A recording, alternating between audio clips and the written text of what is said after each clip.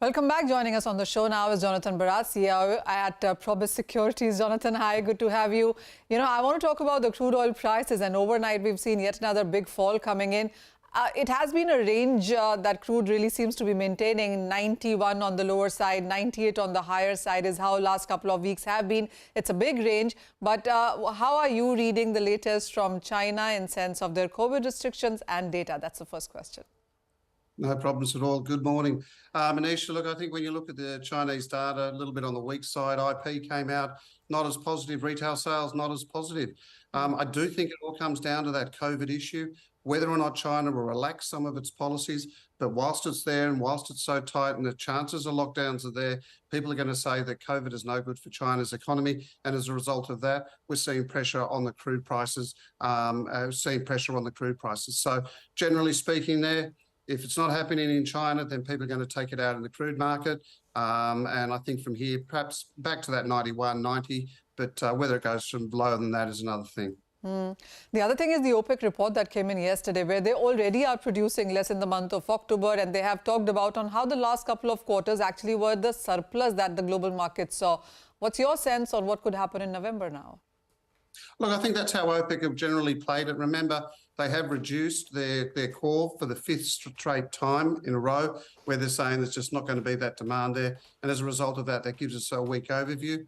I generally think that the sense is that obviously things in China, obviously things in interest rates, economic slowdowns are out there. So I think OPEC are playing it to the fact that the outlook's going to be weaker, in the next month or two, and I think prices as a result of that will remain sort of under pressure. I can actually see it sort of continuing to trend lower. I guess the key takeout will be whether or not the US dollar will provide some support for the crude, naturally because it's priced in US dollars, and a weaker currency will support it. Oh, absolutely. The other point really is about Ukraine as well. This is a statement that I've been hearing in media publications. I mean, maybe you can allude to that the war is at the fag end now. I mean, even if it doesn't end, there's not so much of uncertainty or not, anything, a big or a major development perhaps is something that can be avoided from here on. Does that give any support to crude going forward? Oh, look, I think it does. I think it's more not so much the crude market, but the natural gas market.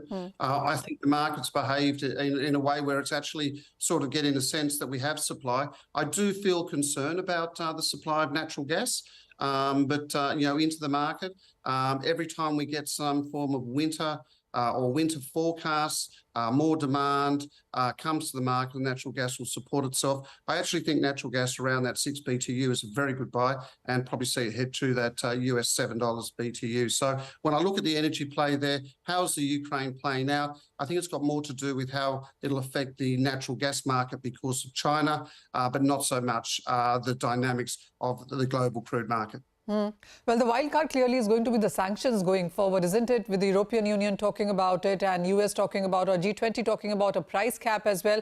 How possible, how valid do you see that? Look, I think it's valid. I just think also, I think it's fair to say if the NATO and Ukraine get the upper hand, people will see where it'll all go, and then there won't perhaps that need for a price cap.